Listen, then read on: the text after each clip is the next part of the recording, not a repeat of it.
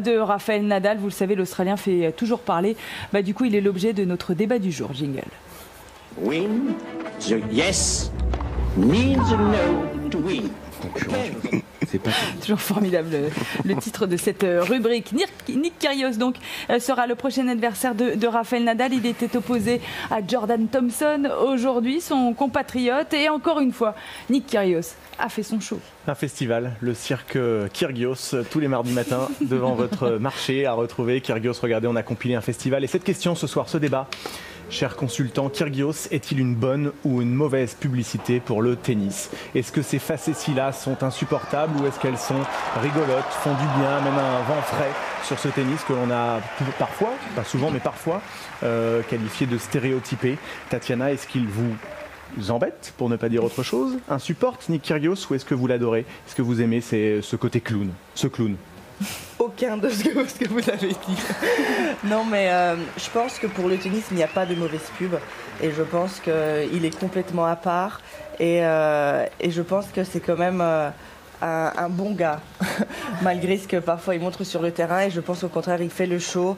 Les gens adorent le voir jouer. On sait qu'il va toujours se passer quelque chose.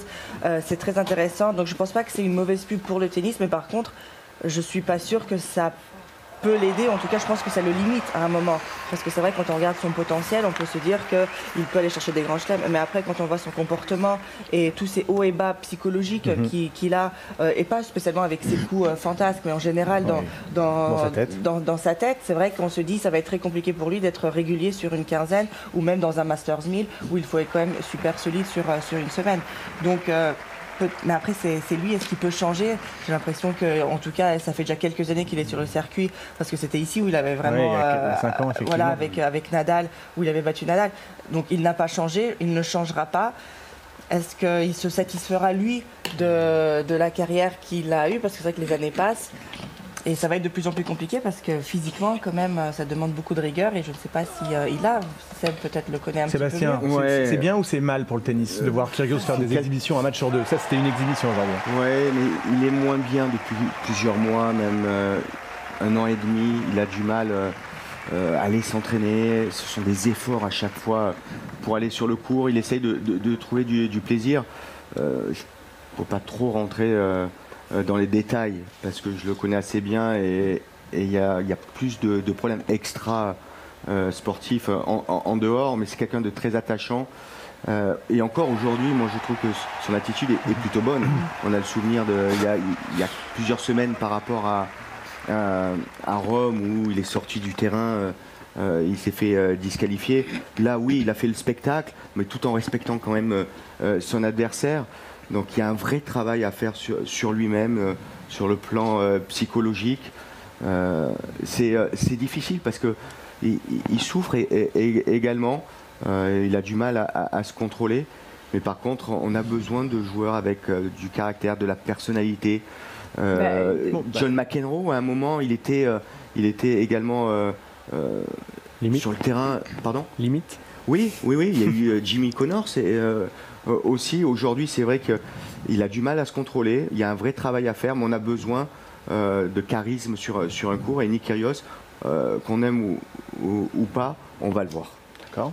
Il a évidemment été interrogé là-dessus, Nick Kyrgios, en conférence de presse aujourd'hui. Voici sa réponse.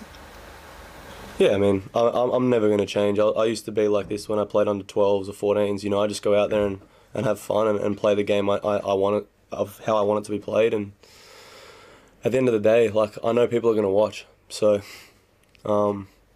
like, they can say, like, the way I play isn't right, or, you know, he's classless for the sport, or all that sort of stuff, but they're probably still going to be there watching.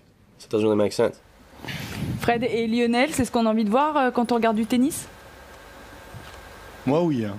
Oui, pourquoi pas. Moi, je suis personne pour lui dire comment il doit manager sa carrière et s'il a envie de s'y mettre à fond ou pas. Ça n'appartient qu'à lui. En revanche, c'est une mauvaise pub pour le tennis, comme lorsqu'il fait comme à Shanghai où il balance un match et qu'il s'en va en plein milieu d'un match. Parce qu'il ne faut pas oublier, in fine, quand même, que ce jeune garçon gagne très très bien sa vie parce qu'il y a des gens qui viennent le regarder, parce qu'il y a des télés qui payent et que quand on vient faire un spectacle, comme il le dit, on se doit de donner au moins son maximum. Après, il a son style et s'il veut jouer par-dessus la jambe, ce genre de choses, peu importe. Mais il ne faut pas qu'il manque de respect au public en faisant n'importe quoi avec des gens qui ont payé quand même pour venir le voir. Lionel, vous êtes d'accord avec ça? Vous aimez bien le regarder, Nick Kyrgios? Moi, je suis complètement fan. Voilà, en tant que spectateur, que commentateur, il est clivant, ça c'est sûr. Il est clivant, Nick Kyrgios. Tatiana disait que c'était un bon garçon. Moi, ce que j'ai envie d'aller voir quelque part, c'est le mauvais garçon sur le terrain. Voilà, et on va pas voir peut-être un match de tennis. On va voir peut-être comme un café-théâtre. C'est un spectacle, mais vraiment, j'ai été pendant 1h30 au bord du court et j'ai pas trouvé qu'il avait manqué de respect à son adversaire ni au public. Il a fait un petit peu tout et n'importe quoi. Par contre, il a un talent mais monstrueux, il a un talent fou, ça sort de la raquette aussi bien côté revers avec son petit slice qu'il fait droit sans plier les jambes, son coup droit quand il veut envoyer.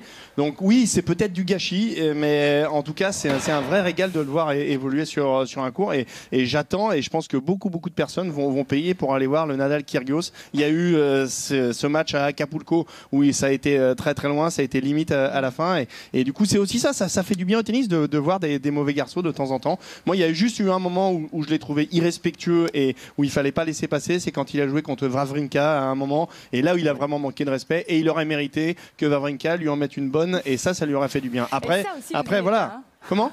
Ça aussi vous aimez bien. Mais oui, mais quand il y a de la sueur, qu'il y a un petit peu de sang, c'est ça aussi qu'on a envie de voir. Voilà.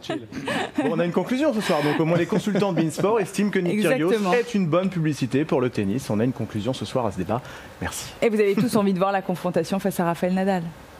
On est d'accord avec ça. Oh oui, on Nadal rappelle. aussi, je pense. Je pense que Nadal a très envie de corriger Nick Kyrgios après-demain. Ils se sont déjà rencontrés à Wimbledon. Vous l'avez évoqué tout à l'heure et c'était Nick Kyrgios qui s'était imposé notamment. C'était en 8e de finale en 2014. Voilà pour le débat du jour. Un petit mot sur les dames également avec